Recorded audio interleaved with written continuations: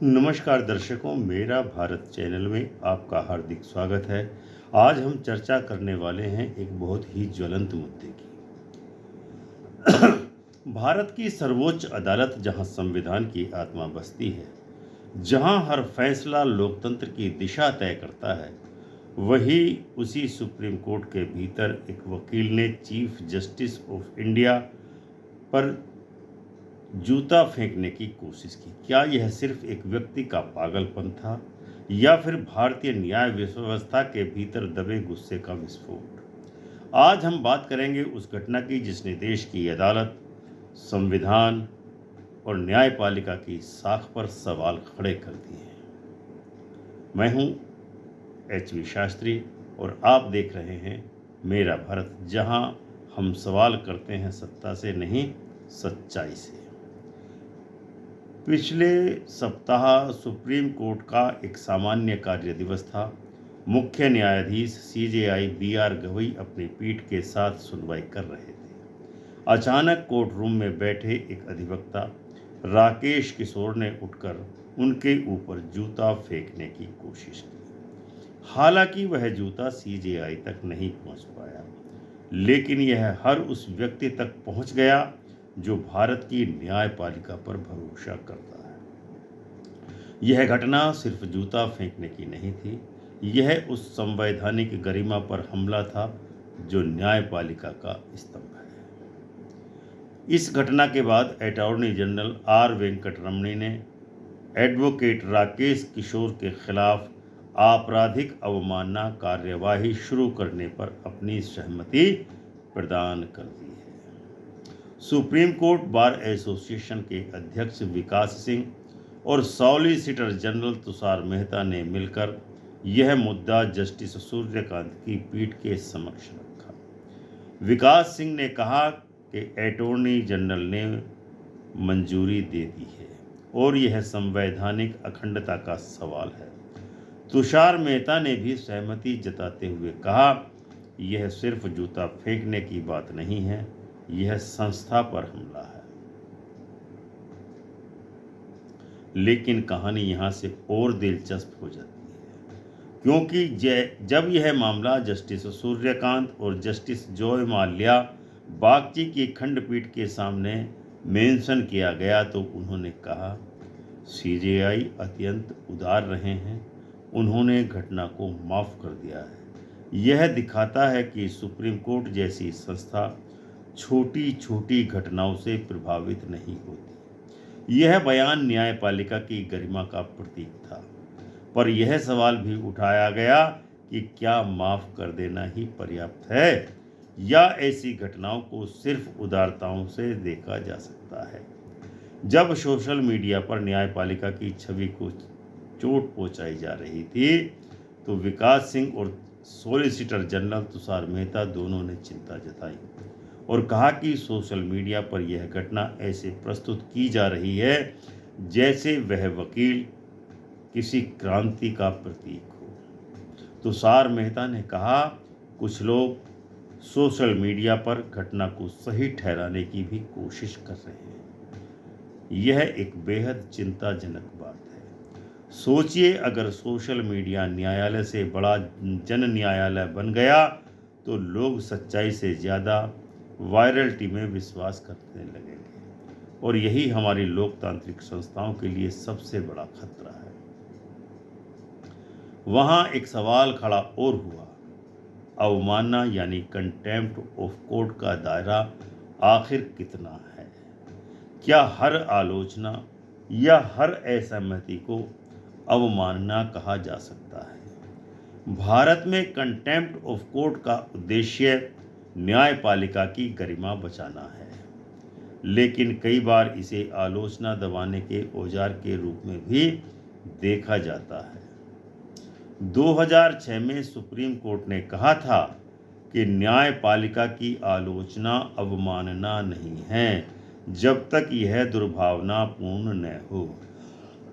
लेकिन जब बात शारीरिक हमले या अपमानजनक व्यवहार की हो तो वह केवल कानून का उल्लंघन नहीं, संविधान के प्रति असम्मान है।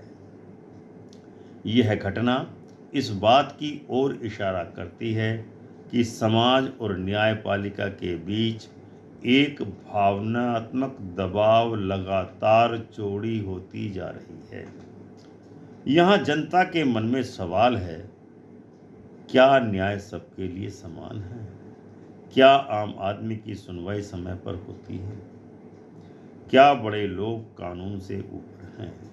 जब इन सवालों के जवाब नहीं मिलते तो जनमानस के हृदय में गुस्सा फूटता है, कभी सड़कों पर, कभी सोशल मीडिया पर और कभी कभी अब अदालतों के भीतर भी। जस्टिस बागची ने बेहद महत्वपूर्ण बात मेंशन करने के दौरान कही है। उन्होंने कहा है कि जिस क्षण आप कोई कार्यवाही करेंगे तो वह एपिसोड नंबर 2 बन जाएगा। यानी अगर अदालत ने अब और सख्ती दिखाई तो वही लोग जो शोहरत की तलाश में हैं वे इसे एक और प्रचार का मंच बना देंगे। यह बयान भारतीय न्यायपालिका की गहराई और परिपक्वता दोनों को दर्शाता है, क्योंकि अदालतें न केवल कानून की रक्षक हैं बल्कि समाज की भावनाओं की भी संतुलन करने वाली है। सुप्रीम कोर्ट बार एसोसिएशन के अध्यक्ष विकास सिंह ने कहा है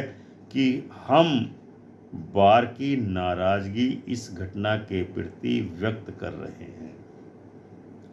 उन्होंने जस्टिस उज्ज्वल भुइयां की टिप्पणी का भी हवाला दिया, जिन्होंने कहा था यह घटना संस्था पर सीधा अपमान है, हमला है।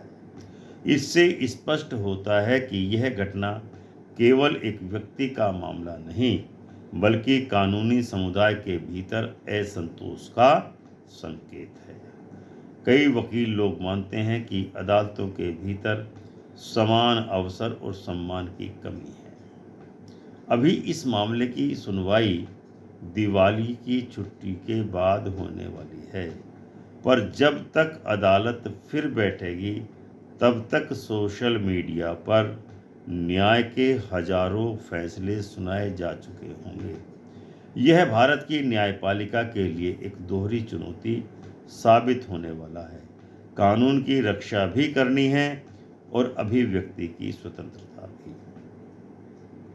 इस पूरी घटना को अगर व्यापक दृष्टिकोण से देखा जाए तो यह केवल जूता प्रकरण नहीं है बल्कि लोकतंत्र के आईने में न्यायपालिका की छवि है। भारत के नागरिकों को अदालतों से बहुत ज़्यादा उम्मीदें हैं, पर जब वही अदालतें धीमी गति से महंगा न्याय या निष्क्रिय दिखती हैं तो लोगों के मन में निराशा उत्पन्न होती है। लेकिन इस गुस्से की अभिव्यक्ति जूता नहीं हो सकती, क्योंकि लोकतंत्र संवाद से चलता है, टकराव से नहीं।